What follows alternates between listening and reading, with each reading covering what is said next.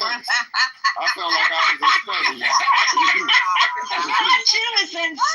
I said, what the hell? I said, are you black? I was like, what's going on? That girl ain't that piece of Caesar touched that food. Oh, Jesus. Oh, my God. It tasted boiled. Everything tasted boiled. So this is a funny story. In Louisiana, they have this thing that they call boiled meat. And they basically take like the seafood seasoning and they put it in a pot and they put all kind of meat in there, like turkey necks, neck bones, ham hock, all kind of meat. And they boil the meat. And that's like a thing. You go to the little place, you go to like one of them side joints, and you get like a boiled meat plate. And you open it up, and it's just hunks of this seasoned meat. What in tarnation? I was like, my friend said, we gonna go get some boiled meat. I was like, boiled meat? What you mean? When we went to that place, this is a fucking heart attack. What's going on? And it's just a plate, and it's full of meat. Breaking news. Adrian Dittman has been eliminated. Thank you. We did it. We got kicked. Thank you so much, Patty. Thank you so much for saving us the time. Seeing what happens.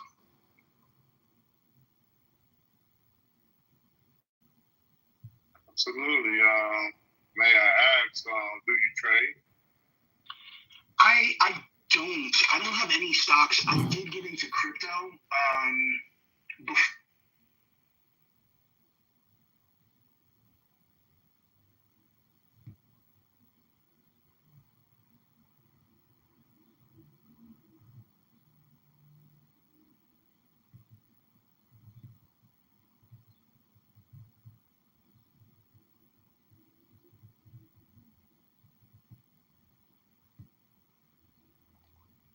Okay, this is called 101 Zen Koan's Wisdom Now.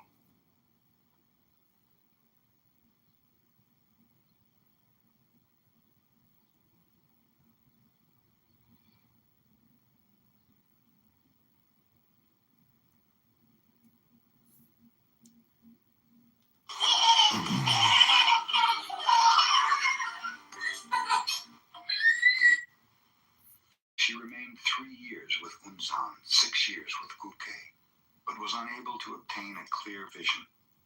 At last she went to the master Inzan. Inzan showed her no distinction at all on account of her sex. He scolded her like a thunderstorm. He cuffed her to awaken her inner nature. Gisho remained with Inzan 13 years, and then she found that which she was seeking. In her honor, Inzan wrote a poem. This nun studied 13 years under my guidance. In the evening, she considered the deepest koans. In the morning, she was wrapped in other koans. The Chinese nun Tetsuma surpassed all before her, and since Mujaku, none has been so genuine as this Gisho. Yet there are many more gates for her to pass through. She should receive still more blows from my iron fist. After Gisho was enlightened, she went to the province of Banshu, started her own Zen temple, and taught 200 other nuns until she passed away 1 year in the month of August.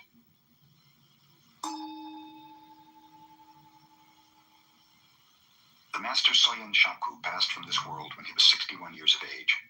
Fulfilling his life's work, he left a great teaching, far richer than that of most Zen masters.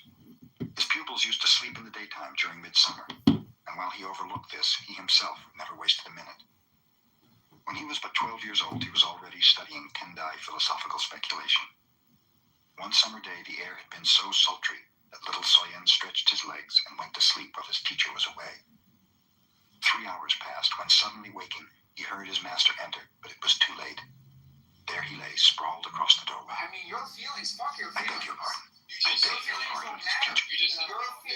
Your feelings do not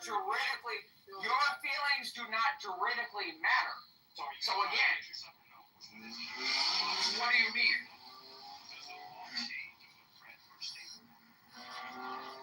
Yes.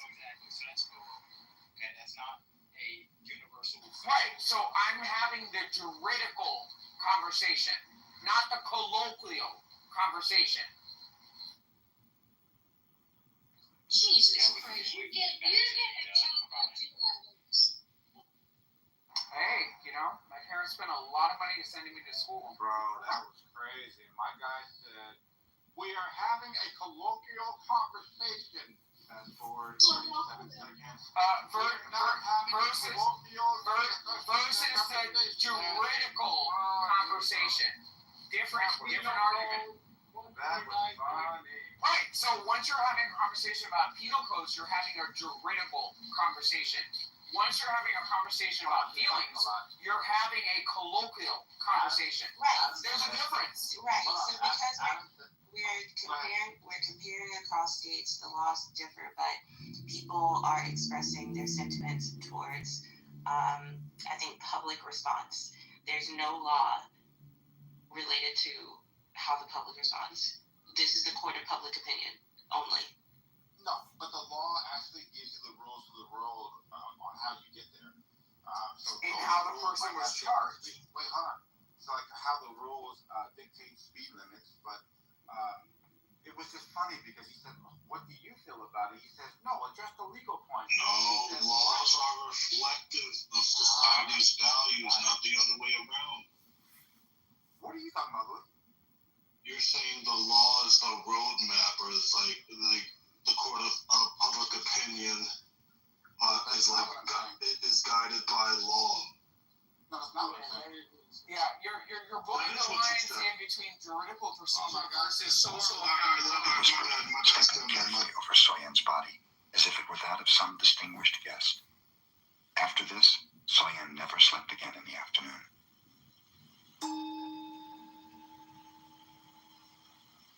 Our schoolmaster used to take a nap every afternoon related to a disciple of Soyen Shaku. We children asked him why he did it, and he told us, "I go to dreamland to meet the old sages just as Confucius did." When Confucius slept, he would dream of ancient sages and later tell his followers about them. It was extremely hot one day, so some of us took a nap. Our schoolmaster scolded us. "We went to dreamland to meet the ancient sages, the same as Confucius did," we explained. "What was the message from those sages?" our schoolmaster demanded. One of us replied, "We went to dreamland and met the sages and asked them if our schoolmaster came there every afternoon, but they said they had never seen any such fellow."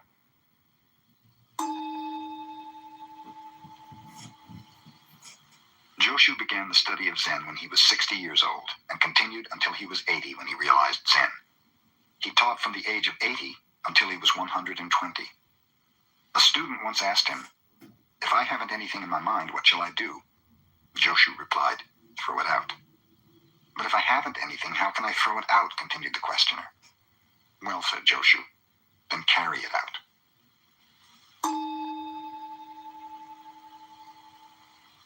When Mamiya, who later became a well-known preacher, went to a teacher for personal guidance, he was asked to explain the sound of one hand. Mamiya concentrated upon what the sound of one hand might be. "You're not working hard enough," his teacher told him. "You are too attached to food, wealth, things, and that sound. It would be better if you died. That would solve the problem." The next time Mamiya appeared before his teacher, he was again asked what he had to show regarding the sound of one hand. Mamiya at once fell over as if he were dead. "You're dead, all right," observed the teacher. "But how about that sound?" "I haven't solved that yet," replied Mamiya, looking up. "Dead men do not speak," said the teacher. "Get out."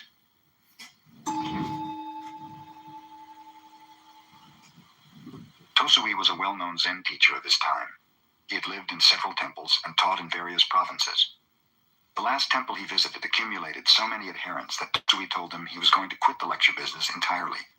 He advised them to disperse and to go wherever they desired. After that, no one could find any trace of him.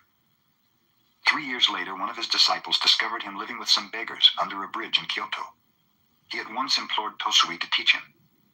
"If you can do as I do for even a couple of days, I might," Tosui replied. So the former disciple dressed as a beggar and spent a day with Tosui. The following day, one of the beggars died. Tosui and his pupil carried the body off at midnight and buried it on a mountainside. After that, they returned to their shelter under the bridge. Tosui slept soundly the remainder of the night, but the disciple could not sleep. When morning came, Tosui said, "We do not have to beg food today. Our dead friend has left some over there." But the disciple was unable to eat a single bite of it. "I've said you could not do as I," concluded Tosui. "Get out of here and do not bother me again."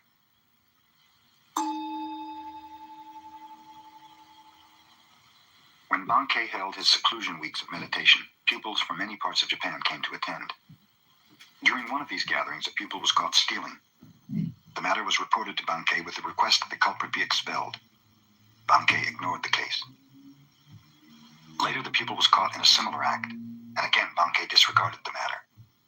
This angered the other pupils, who drew up a petition asking for the dismissal of the thief, stating that otherwise they would leave in a body. When Bankei had read the petition, he called everyone before him. "You are wise brothers," he told them. "You know what is right and what is not right. You may go somewhere else to study if you wish. But this poor brother does not even know right from wrong. Who will teach him if I do not?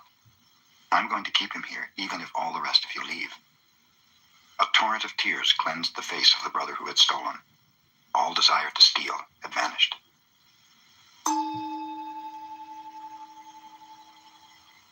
During the Kamakura period, Shinkan studied Tendai 6 years and then studied Zen 7 years. Then he went to China and contemplated Zen for 13 years more. When he returned to Japan, many desired to interview him and asked obscure questions. But when Shinkan received visitors, which was infrequently, he seldom answered their questions. One day, a 50-year-old student of enlightenment said to Shinkan, "I have studied the Tendai school of thought since I was a little boy, but one thing in it I cannot understand. Tendai claims that even the grass and trees will become enlightened. To me, this seems very strange." "Of what use is it to discuss how grass and trees become enlightened?" asked Shinkan. "The question is how you yourself can become so. Did you ever consider that?" "I never thought of it in that way," marveled the old man. "Then go home and think it over," finished Shinkan.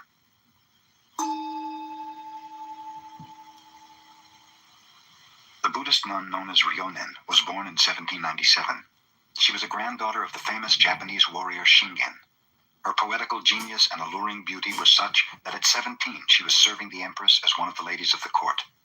Even at such a youthful age, fame awaited her. The beloved empress died suddenly, and Ryonen's hopeful dreams vanished. She became acutely aware of the impermanency of life in this world. It was then that she desired to study Zen. Her relatives disagreed, however, and practically forced her into marriage.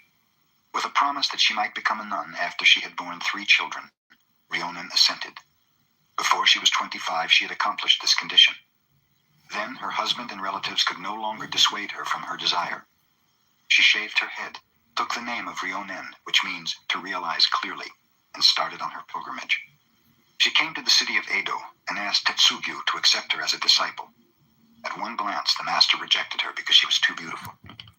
Ryonen then went on to another master, Hakuo. Hakuo refused her for the same reason, saying that her beauty would only make trouble. Ryonen obtained a hot iron and placed it against her face. In a few moments, her beauty had vanished forever. Hakuo then accepted her as a disciple. Commemorating this occasion, Ryonen wrote a poem on the back of a little mirror. "In the service of my empress, I burned incense to perfume my exquisite clothes. Now, as a homeless mendicant, I burn my face to enter a Zen temple." When Ryonen was about to pass from this world, she wrote another poem. 66 times, these eyes beheld the changing scene of autumn. I have said enough about moonlight. Ask no more. Only listen to the voice of pines and cedars when no wind stirs.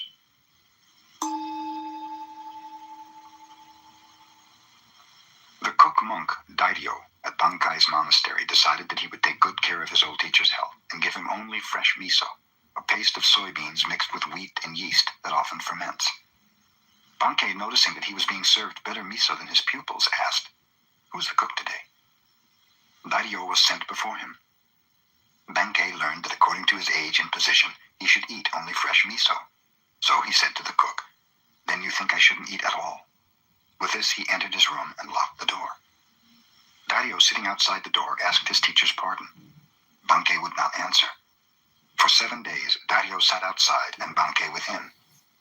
Finally, in desperation and Andrew, Chris, you know what's crazy is I've been doing this for 4 or 5 years now, and I've gone through so many accounts, but like none of these accounts seem to have been getting deleted.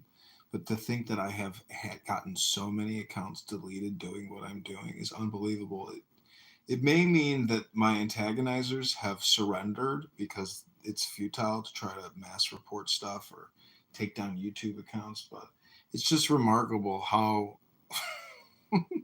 how many accounts I've had to go through to do all this. parent called loudly to Bankei. You may be all right, old teacher, but this young disciple here has to eat. He cannot go without food forever. At that, Bankei opened the door. He was smiling. He told Dario, I insist on eating the same food as the least of my followers. When you become the teacher, I do not want you to forget this.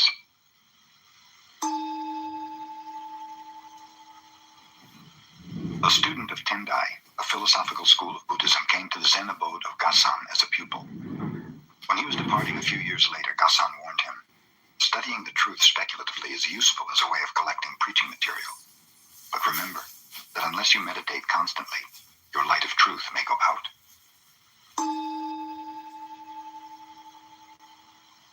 While Seisetsu was the master of Engaku in Kamakura, he required larger quarters, since those in which he was teaching were overcrowded. Umezu Seibi, a merchant of Edo, decided to donate 500 pieces of gold called ryo toward the construction of a more commodious school. This money he brought to the teacher. Seisetsu said, All right, I will take it. Umezu gave Seisetsu the sack of gold, but he was dissatisfied with the attitude of the teacher. One might live a whole year on 3 ryo, and the merchant had not even been thanked for 500. In that sack are 500 ryo, hinted Umezu. You told me that before, replied Seisetsu. Even if I am a wealthy merchant, 500 ryo is a lot of money, said Umezu. Do you want me to thank you for that, Seisetsu? You ought to, replied Umezu. Why should I, inquired Seisetsu. The giver should be thankful.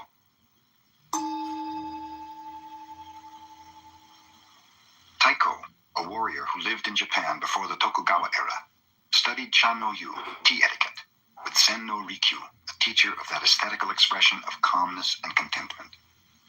Taiko's attendant warrior, Keito, interpreted his superior's enthusiasm for tea etiquette as negligence of state affairs, so he decided to kill Sen no Rikyu. He pretended to make a social call upon the tea master and was invited to drink tea. The master, who was well skilled in his art, saw at a glance the warrior's intention, so he invited Keito to leave his sword outside before entering the room for the ceremony, explaining that Chan-no-yu represents peacefulness itself. Keito would not listen to this. I am a warrior, he said. I always have my sword with me. Chan-no-yu or no Chan-no-yu, I have my sword. Very well. Bring your sword in and have some tea, consented Sen no Rikyu. The kettle was boiling on the charcoal fire. Suddenly, Sen no Rikyu tipped it over. Hissing steam arose, filling the room with smoke and ashes. The startled warrior ran outside. The tea master apologized. It was my mistake. Come back in and have some tea. I have your sword here covered with ashes, and will clean it and give it to you. In this predicament, the warrior realized he could not very well kill the tea master, so he gave up the idea.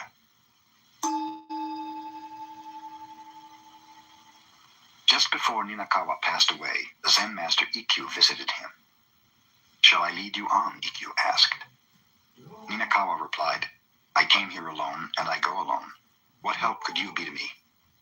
Ikkyu answered, If you think you really come and go, that is your delusion. Let me show you the path on which there is no coming and no going. With his words, Ikkyu had revealed the path so clearly that Ninakawa smiled and passed away.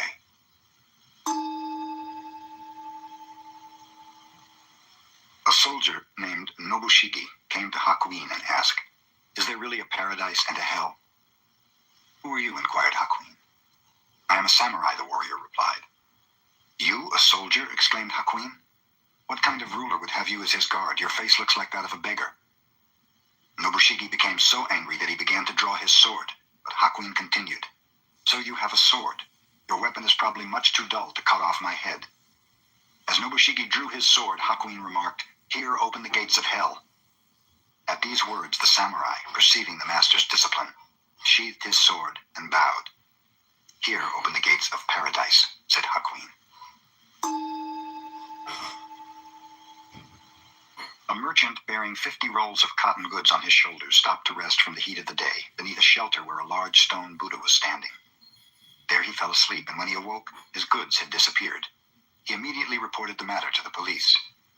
A judge named Ooka opened court to investigate. That stone Buddha must have stolen the goods, concluded the judge. He is supposed to care for the welfare of the people, but he has failed to perform his holy duty. Arrest him. The police arrested the stone Buddha and carried it into court.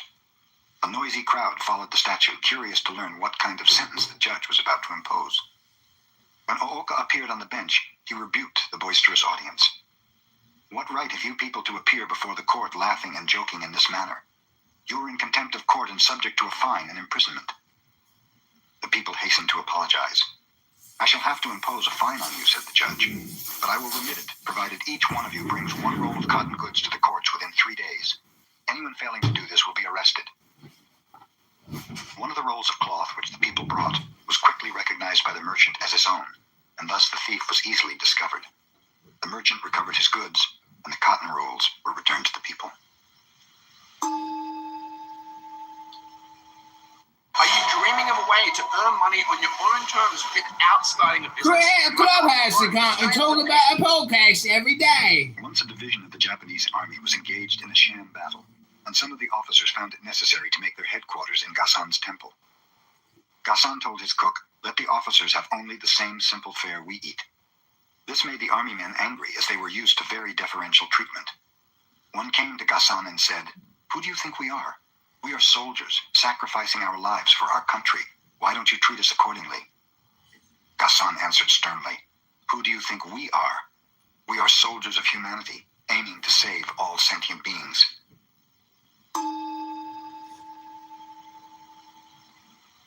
Zenkai, the son of a samurai, journeyed to Edo and there became the retainer of a high official.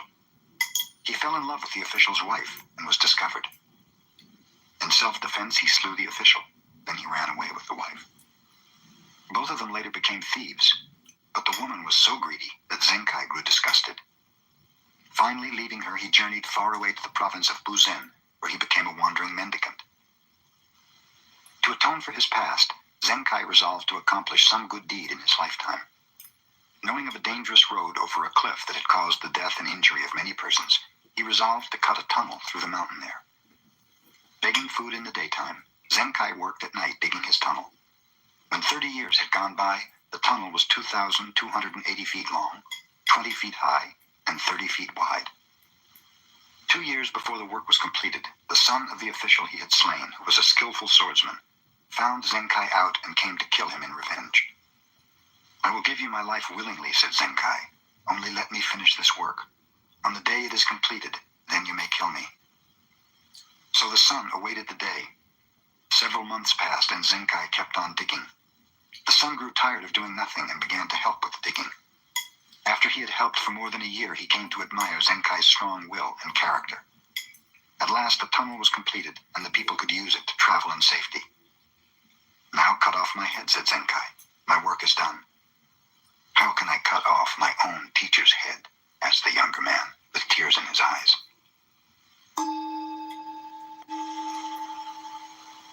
A great Japanese warrior named Nobunaga decided to attack the enemy, although he had only 1/10 the number of men the opposition commanded.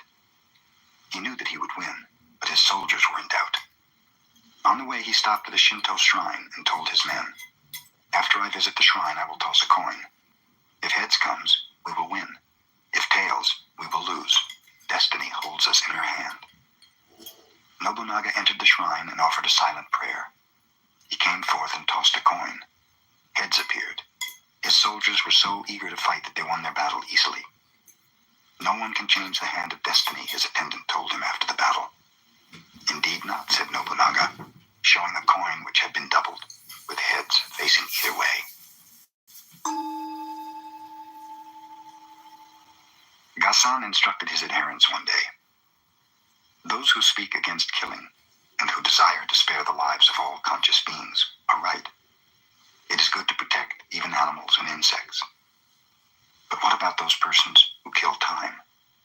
What about those who are destroying wealth and those who destroy political economy? We should not overlook them. Furthermore, What of the one who preaches without enlightenment? He is killing Buddhism.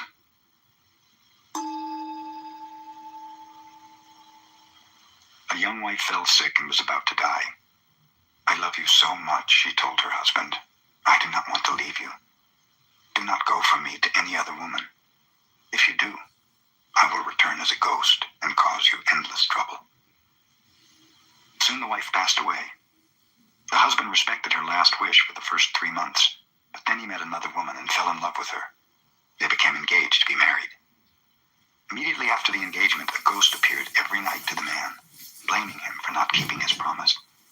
The ghost was clever, too. She told him exactly what had transpired between himself and his new sweetheart. Whenever he gave his fiancée a present, the ghost would describe it in detail. She would even repeat conversations, and it so annoyed the man that he could not sleep. Someone advised him to take his problem to a Zen master who lived close to the village.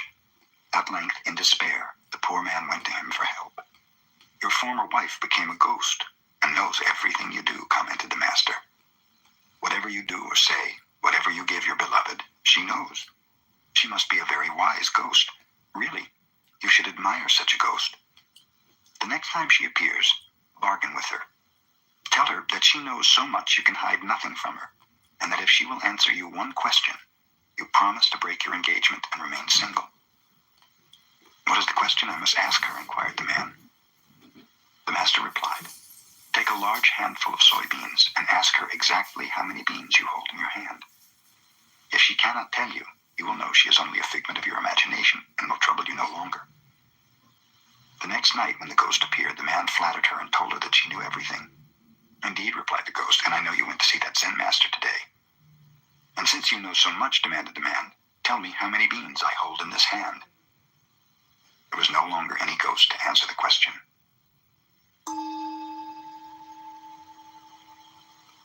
Yamaoka Teshu was a tutor of the emperor. He was also a master of fencing and a profound student of Zen. His home was the abode of vagabonds. He had but one suit of clothes, for they kept him always poor. The emperor, observing how worn his garments were, gave Yamaoka some money to buy new ones. The next time Yamaoka appeared, he wore the same old outfit. What became of the new clothes, Yamaoka asked the emperor. I provided clothes for the children of your majesty, explained Yamaoka.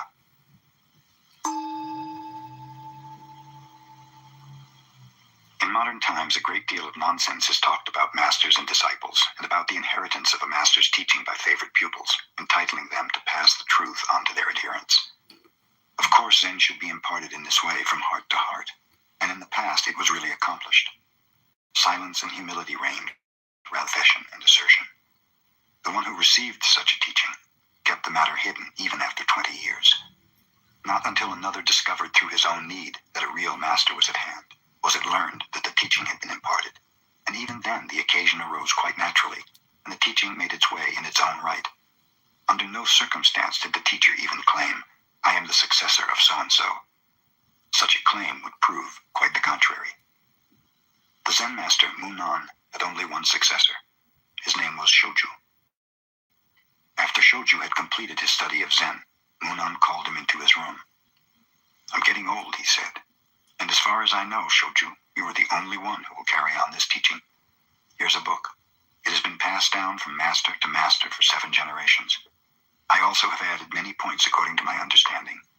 The book is very valuable, and I'm giving it to you to represent your successorship." "If the book is such an important thing, you'd better keep it," Shoju replied. "I received your Zen without writing, and I'm satisfied with it as it is." "I know that," said Munan. "Even so, this work has been carried from master to master for 7 generations, so you may keep it as a symbol of having received the teaching. Here." The two happened to be talking before a brazier. The instant Shoju felt the book in his hands, he thrust it into the flaming coals. He had no lust for possessions. Munan, who never had been angry before, yelled, "What are you doing?" Shoju shouted back, "What are you saying?" After Kakuwa visited the emperor, he disappeared and no one knew what became of him. Chris, He was the first Japanese. Clown House is technically a Zen game. It's a word game, but you know, I'm really trying to fuck with people on this app, as you can see, because Hey, John, I have to say, like, that last short story from, like, the Zen, audiobook, oh my goodness, really good. Really good. Yeah. Crack me up. I know. What are you doing? It's funny. Yeah, and it's very smart. Japanese to study Zen in China, but since he showed nothing of it, save one note, he is not remembered for having brought Zen into his country. Kakuwa visited China and accepted the true teaching. He did not travel while he was there. Meditating constantly, he lived on a remote part of a mountain. Whenever people found him and asked him to preach, he would say a few words and then move to another part of the mountain where he could be found less easily. The emperor heard about Kakuwa when he returned to Japan and asked him to preach Zen for his edification and that of his subjects. Kakuwa stood before the emperor in silence. He then produced a flute from the folds of his robe and blew one short note. Bowing politely, he disappeared.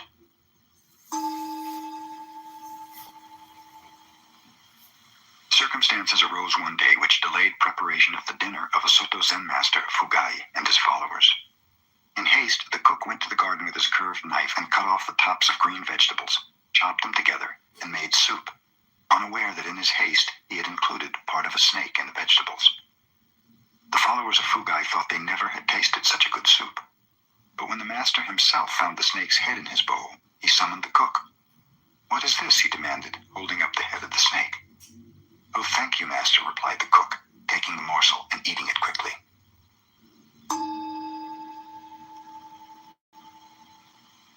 Sozan, a Chinese Zen master, was asked by a student, "What is the most valuable thing in the world?" The master replied, "The head of a dead cat." "Why is the head of a dead cat the most valuable thing in the world?" inquired the student. Sozan replied, "Because no one can name its price."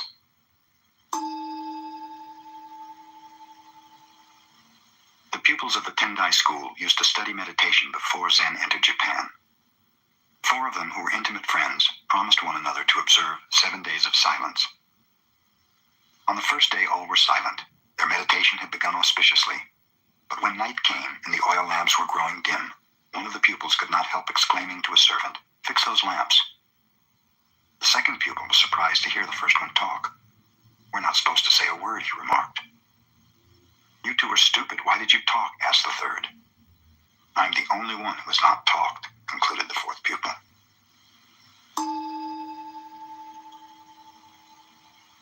The Zen pupils take a vow that even if they are killed by their teacher, they intend to learn Zen. Usually they cut a finger and seal their resolution with blood.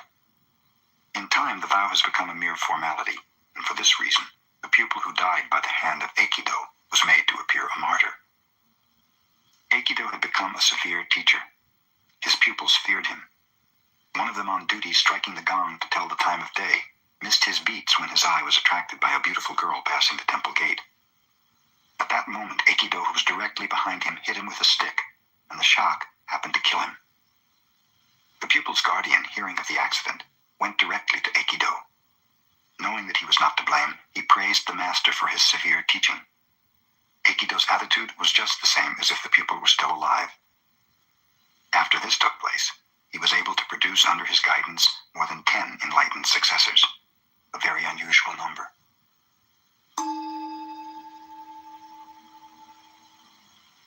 Ryokan devoted his life to the study of Zen. One day he heard that his nephew, despite the admonitions of relatives, was spending his money on a courtesan. Inasmuch as the nephew had taken Ryokan's place in managing the family estate and the property was in danger of being dissipated, the relatives asked Ryokan to do something about it. Ryokan had to travel a long way to visit his nephew, whom he had not seen for many years. The nephew seemed pleased to meet his uncle again and invited him to remain overnight. All night, Ryokan sat in meditation. As he was departing in the morning, he said to the young man, "I must be getting old. My hand shakes, so will you help me tie the string of my straw sandal?" The nephew helped him willingly. "Thank you," finished Ryokan. "You see, a man becomes older and feebler day by day. Take good care of yourself." Then Ryokan left, never mentioning a word about the courtesan or the complaints of the relatives. But from that morning on, the dissipations of the nephew ended.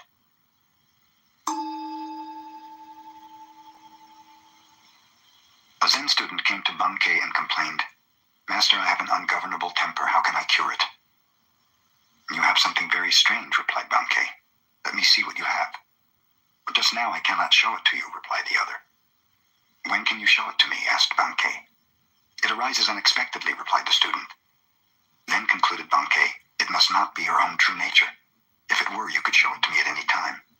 When you were born, you did not have it, and your parents did not give it to you. Think that over.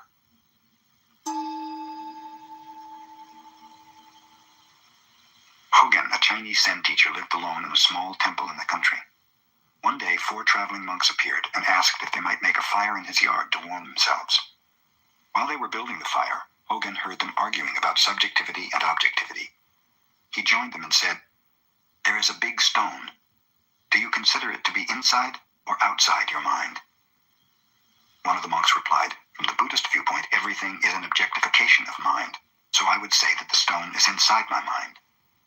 "Your head must feel very heavy," observed Hogen, "if you were carrying around a stone like that in your mind."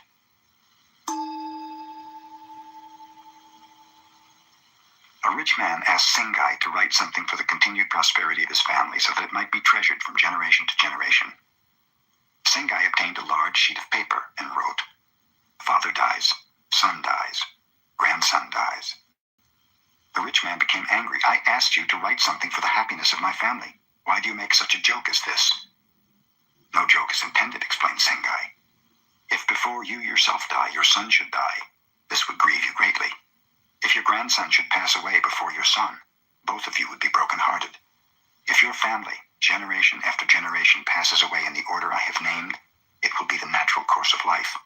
I call this real prosperity."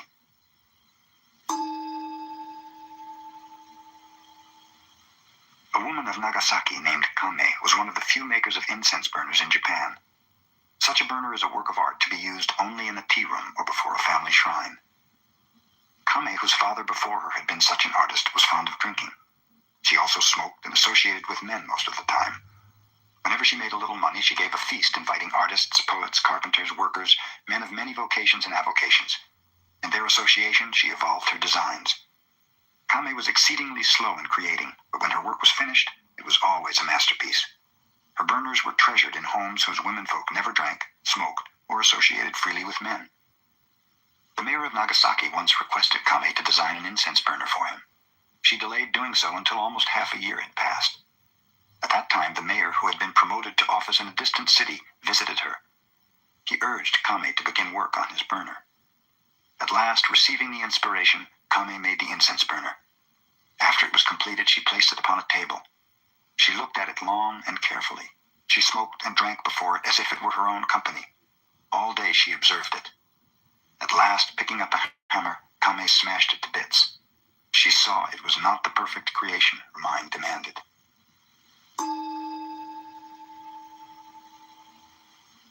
When Bankei was preaching at Ryomon Temple, a Shinshu priest, who believed in salvation through the repetition of the name of the Buddha of Love, was jealous of his large audience and wanted to debate with him.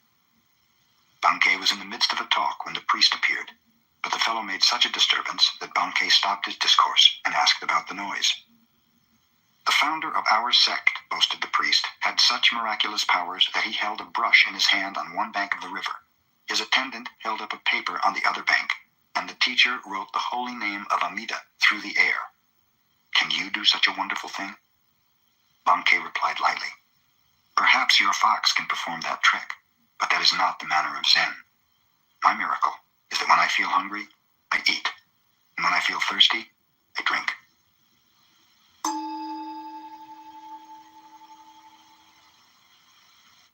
The following chaos could have been avoided by using TurboTax. It's tax season and I'm late to my tax appointment. The babysitter canceled last minute and I gotta take the little one with me. Hello? Yes. I'll be in your office in like 15 minutes. Our appointment was at 10 a.m. I know. I'm running a little bit late. Jay, it's 4 p.m. That's when I realized I can hand off my taxes to a TurboTax expert who can have them prepared in as little as 2 hours. We are back. Did you make an appointment? Almost.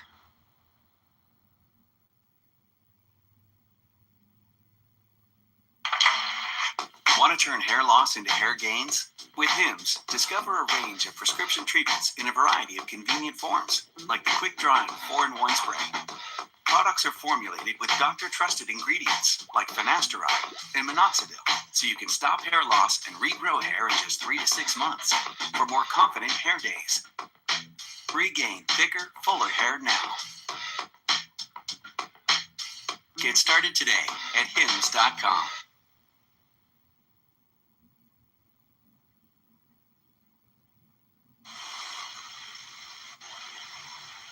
Yamaoka Teshu, as a young student of Zen, visited one master after another. He called upon Dokuon of Shokoku. Desiring to show his attainment, he said, "The mind, Buddha, and sentient beings, after all, do not exist. The true nature of phenomena is emptiness. There is no realization, no delusion, no sage, no mediocrity. There is no giving and nothing to be received." Dokuon, who was smoking quietly, said nothing. Suddenly he whacked Yamaoka with his bamboo pipe. This made the youth quite angry. "If nothing exists," inquired Dokuon, "where did this anger come from?"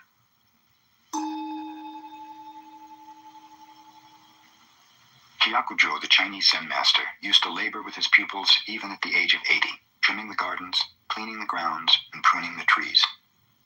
The pupils felt sorry to see the old teacher working so hard, but they knew he would not listen to their advice to stop, so they hid away his tools.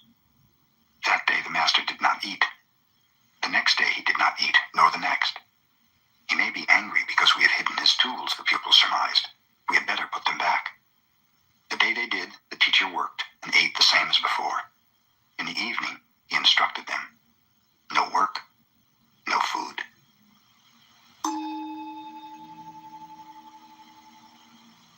Ikkyu, the Zen master, was very clever even as a boy.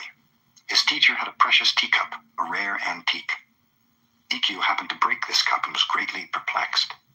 Hearing the footsteps of his teacher, he held the pieces of the cup behind him. When the master appeared, Ikkyu asked, "Why do people have to die?" "This is natural," explained the older man. "Everything has to die and has just so long to live." Ikkyu, producing the shattered cup, added, "It was time for your cup to die."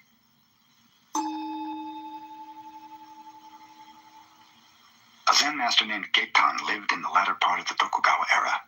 He used to say, "There are 3 kinds of disciples: those who impart Zen to others, those who maintain the temples and shrines, and then there are the rice bags and the clothes hangers." Gasan expressed the same idea. When he was studying under Tekesui, his teacher was very severe. Sometimes he even beat him.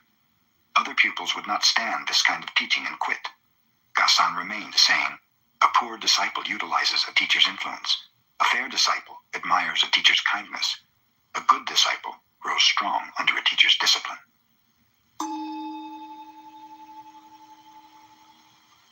Zen teachers train their young pupils to express themselves. 2 Zen temples each had a child protege. One child going to obtain vegetables each morning would meet the other on the way. "Where are you going?" asked the one. "I'm going wherever my feet go," the other responded. This reply puzzled the first child, who went to his teacher for help. "Tomorrow morning," the teacher told him, "when you meet that little fellow, ask him the same question. He'll give you the same answer, and then you ask him, 'Suppose you have no feet, then where are you going?' That'll fix him." The children met again the following morning. "Where are you going?" asked the first child. "I'm going wherever the wind blows," answered the other. This again nonplussed the youngster, who took his defeat to his teacher. "Ask him where he's going if there's no wind," suggested the teacher. The next day the children met a 3rd time. "Where are you going?" asked the first child. "I'm going to market to buy vegetables," the other replied.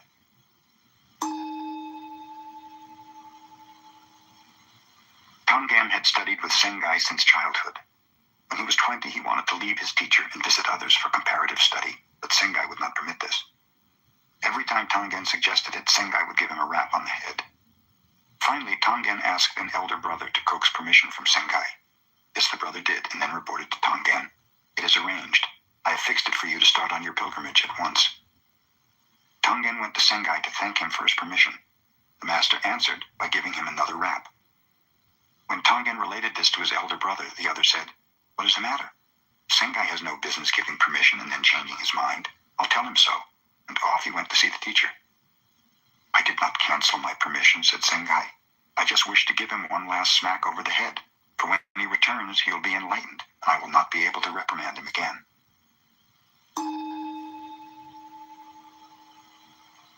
Matajuro Yagyo was the son of a famous swordsman. His father, believing that his son's work was too mediocre to anticipate mastership, disowned him. So Matajuro went to Mount Futara, and there found the famous swordsman Banzo. But Banzo confirmed the father's judgment. "You wish to learn swordsmanship under my guidance?" asked Banzo. "You cannot fulfill the requirements." "But if I work hard, how many years will it take me to become a master?" persisted the youth. "The rest of your life," replied Banzo. "I cannot wait that long," explained Matajuro. "I'm willing to pass through any hardship if only you will teach me. If I become your devoted servant, how long might it be?" "Oh, maybe 10 years, Banzo relented. "My father's getting old and soon I must take care of him," continued Matajuro. "If I work far more intensely, how long would it take me?" "Oh, maybe 30 years, said Banzo. "Well, why is that?" asked Matajuro. "First you say 10 and now 30 years. I will undergo any hardship to master this art in the shortest time." "Well," said Banzo, "in that case, you'll have to remain with me for 70 years. A man in such a hurry as you are to get results seldom learns quickly." "Very well," declared the youth, understanding at last that he was being rebuked for impatience. "I agree." Matajuro was told never to speak of fencing and never to touch a sword. He cooked for his master, washed the dishes, made his bed, cleaned the yard, cared for the garden, all without a word of swordsmanship. 3 years passed. Still Matajuro labored on. Thinking of his future, he was sad. He had not even begun to learn the art to which he had devoted his life. But one day Banzo crept up behind him and gave him a terrific blow with a wooden sword. The following day, when Matajuro was cooking rice, Banzo again sprang upon him unexpectedly. After that, day and night, Matajuro had to defend himself from unexpected thrusts.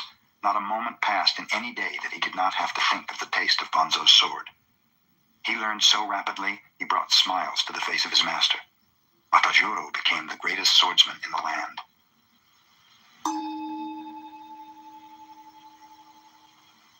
Encho was a famous storyteller. His tales of love stirred the hearts of his listeners. When he narrated a story of war, it was as if the listeners themselves were on the field of battle. One day Encho met Yamaoka Teshu, a layman who had almost embraced masterhood in Zen. "I understand," said Yamaoka, "you are the best storyteller in our land, and that you make people cry or laugh at will. Tell me my favorite story of the Peach Boy. When I was a little tot, I used to sleep beside my mother, and she often related this legend.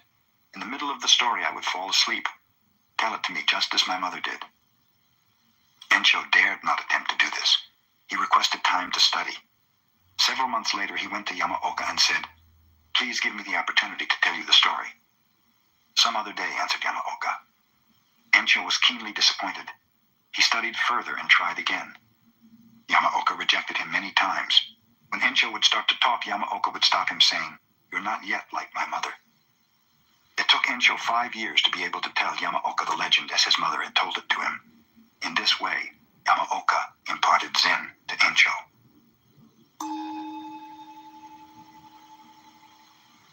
Many pupils were studying meditation under the Zen master Sengai. One of them used to arise at night, climb over the temple wall, and go to town on a pleasure jaunt. Sengai, inspecting the dormitory quarters, found this pupil missing one night and also discovered the high stool he had used to scale the wall. Sengai removed the stool and stood there in its place. When the wanderer returned, not knowing that Sengai was the stool, he put his feet on the master's head and jumped down into the grounds. Discovering what he had done, he was aghast. Sengai said, "It is very chilly in the early morning. Do be careful not to catch cold yourself." The pupil never went out at night again.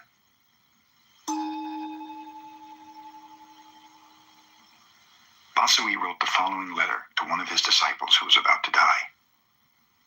"The essence of your mind is not born, so it will never die.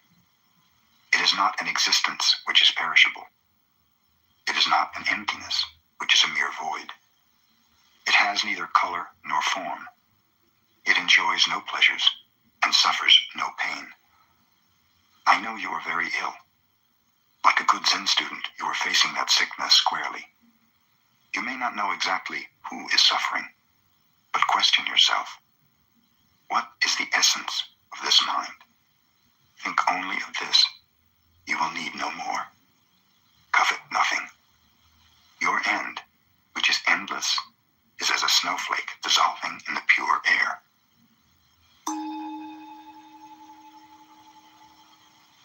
A Zen master named Isan asked a young student to bring him a pail of water to cool his bath. The student brought the water, and after cooling the bath, threw onto the ground the little that was left over. "You dunce," the master scolded him. "Why didn't you give the rest of the water to the plants? What right have you to waste even a drop of water in this temple?" The young student attained Zen in that instant.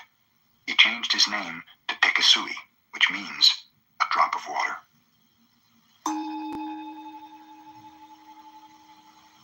Tosui was the Zen master who left the formalism of temples to live under a bridge with beggars.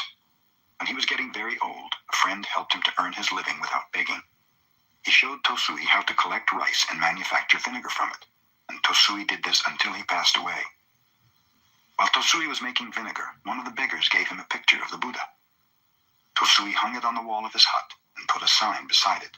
The sign read, "Mr. Amida Buddha, this little room is quite narrow. I can let you remain as a transient, but don't think I'm asking you to help me to be reborn in your paradise." Shoichi was a one-eyed teacher of Zen, sparkling with enlightenment. He taught his disciples in Tofuku Temple. Day and night, the whole temple stood in silence. There was no sound at all. Even the reciting of sutras was abolished by the teacher. His pupils had nothing to do but meditate. When the master passed away, an old neighbor heard the ringing of bells and the recitation of sutras. Then she knew Shoichi had gone.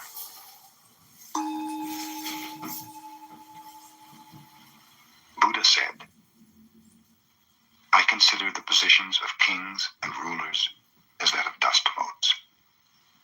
I observe treasures of gold and gems as so many bricks and pebbles. I look upon the finest silken robes as tattered rags. I see myriad worlds of the universe as small seeds of fruit, and the greatest lake in India as a drop of oil on my foot. I perceive the teachings of the world to be the illusion of magicians. I discern the highest conception of emancipation as a golden brocade in a dream, and view the holy path of the illuminated ones as flowers appearing in one's eyes. I see meditation as a pillar of a mountain, nirvana as a nightmare of daytime. I look upon the judgment of right and wrong as the serpentine dance of a dragon, and the rise and fall of beliefs as but traces left by the four seasons."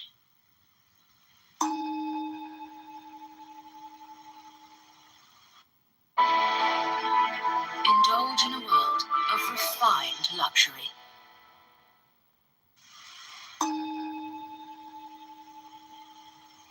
Nan-in, a Japanese master during the Meiji era, received a university professor who came to inquire about Zen.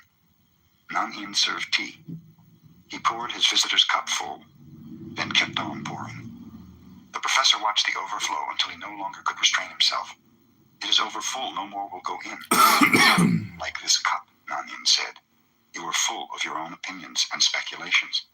How can I show you Zen unless you first empty your cup?" Gudo was the emperor's teacher of his time. Nevertheless, he used to travel alone as a wandering mendicant. Once when he was on his way to Edo, the cultural and political center of the shogunate, he approached a little village named Takenaka. It was evening and a heavy rain was falling. Gudo was thoroughly wet. His straw sandals were in pieces. At a farmhouse near the village, he noticed 4 or 5 pairs of sandals in the window and decided to buy some dry ones. The woman who offered him the sandals, seeing how wet he was, invited him to remain for the night in her home. Gudo accepted, thanking her. He entered and recited a sutra before the family shrine. He then was introduced to the woman's mother and to her children. Observing that the entire family...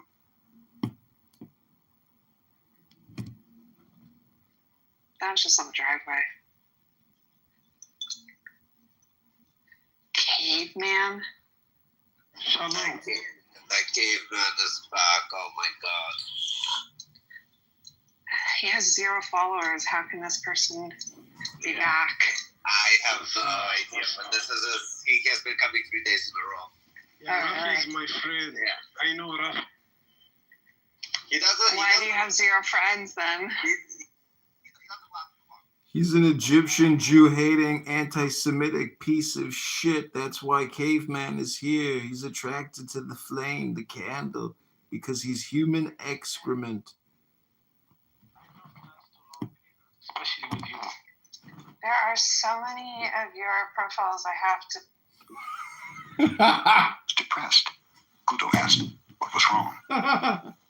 My Am I husband is a projecting, gambler and a Chris? drunkard, the housewife Am I a told him. piece of shit? When he happens to win, he drinks and becomes abusive.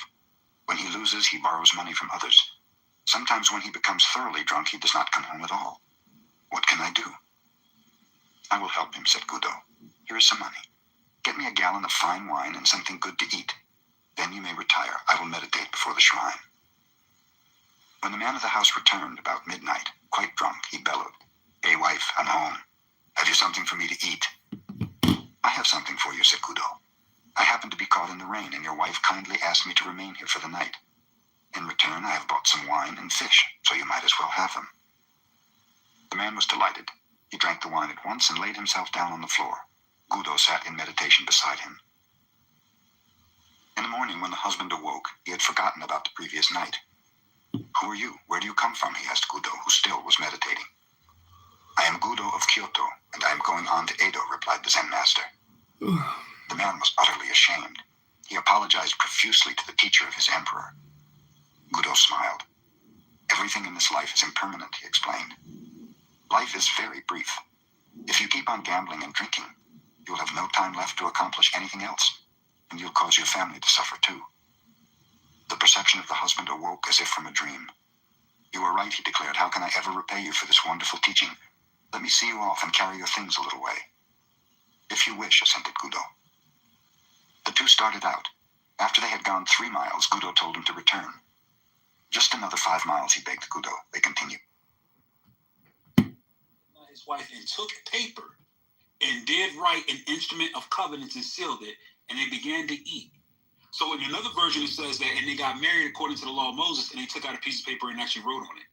So according to the Apocrypha, in Tobit, chapter 7, marriage was conducted by a contract that was written. You see that? Yeah, but The fuck is Miami doing? They just lost the game. No, return on the Their power forward has just been bad. Your goal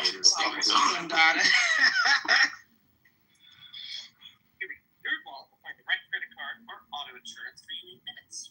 Yeah, just by answering a few simple questions. Dave, what the hell are the Nets doing? What are y'all doing with Cameron Johnson?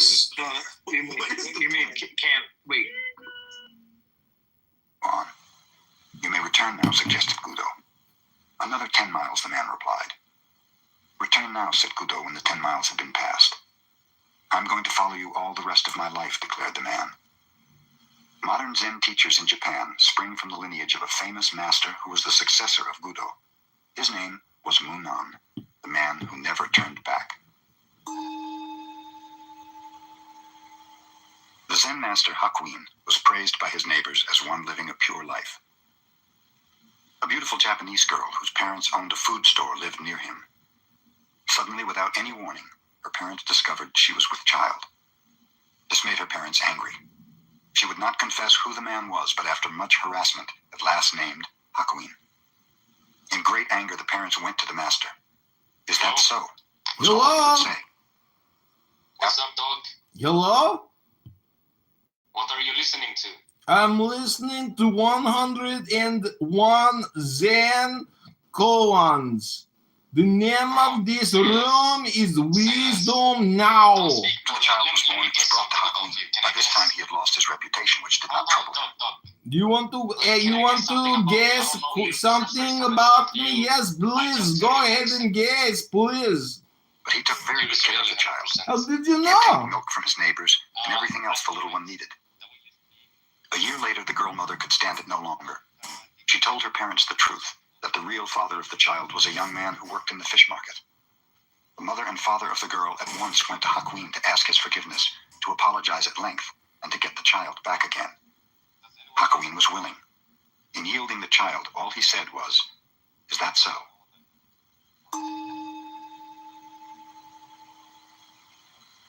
The Master Bankei's talks were attended not only by Zen students, but by persons of all ranks and sects. He never quoted sutras, nor indulged in scholastic dissertations. Instead, his words were spoken directly from his heart to the hearts of his listeners. His large audiences angered a priest of the Nichiren sect, because the adherents had left to hear about Zen. The self-centered Nichiren priest came to the temple, determined to debate with Bankei. "A Zen teacher," he called out, "wait a minute. Whoever respects you will obey what you say, but a man like myself does not respect you. Can you make me obey you?" "Come up beside me and I will show you," said Bankei. Proudly, the priest pushed his way through the crowd to the teacher. Bankei smiled. "Come over to my left side." The priest obeyed. "No," said Bankei, "we may talk better if you are on the right side. Step over here." The priest proudly stepped over to the right. "You see," observed Bankei, "you are obeying me, and I think you are a very gentle person. Now sit down and listen."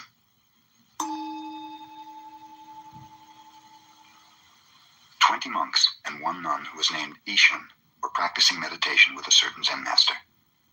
Ishun was very pretty, even though her head was shaved and her dress plain. Several monks secretly fell in love with her. One of them wrote her a love letter, insisting upon a private meeting. Ishun did not reply. The following day, the master gave a lecture to the group, and when it was over, Ishun arose. Addressing the one who had written her, she said, "If you really love me so much, come and embrace me now."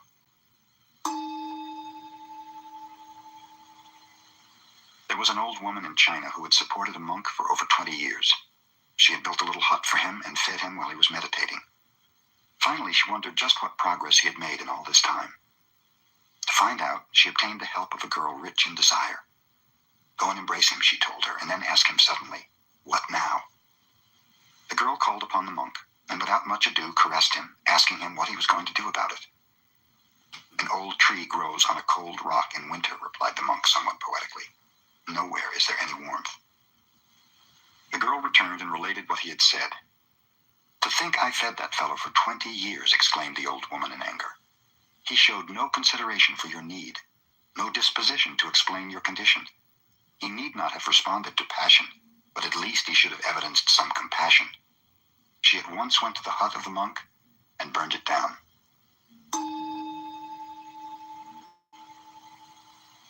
In the early days of the Meiji era, there lived a well-known wrestler called Onami, Great Waves.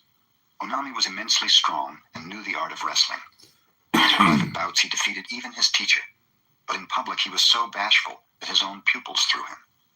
Onami felt he should go to a Zen master for help. Hakuju, a wandering teacher, was stopping in a little temple nearby, so Onami went to see him and told him of his great trouble. "Great Waves is your name," the teacher advised. "So stay in this temple tonight. Imagine that you are those billows. You are no longer a wrestler who is afraid. You are those huge waves sweeping everything before them, swallowing all in their path. Do this, and you will be the greatest wrestler in the land." The teacher retired. Onami sat in meditation, trying to imagine himself as waves.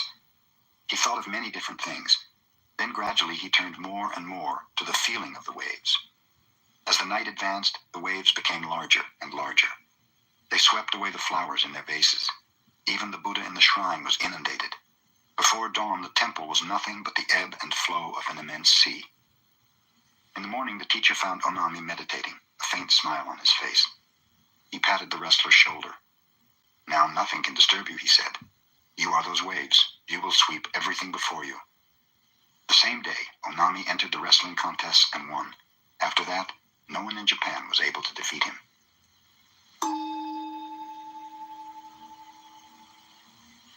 Ryokan, a Zen master, lived the simplest kind of life in a little hut at the foot of a mountain. One evening, a thief visited the hut, only to discover there was nothing in it to steal. Ryokan returned and caught him. "You may have come a long way to visit me," he told the prowler, "and you should not return empty-handed. Please, take my clothes as a gift." The thief was bewildered. He took the clothes and slunk away.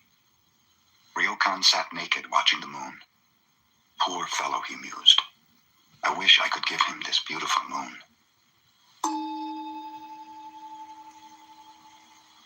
The Zen master Hoshin lived in China many years. Then he returned to the northeastern part of Japan, where he taught his disciples. When he was getting very old, he told them a story he had heard in China. This is the story.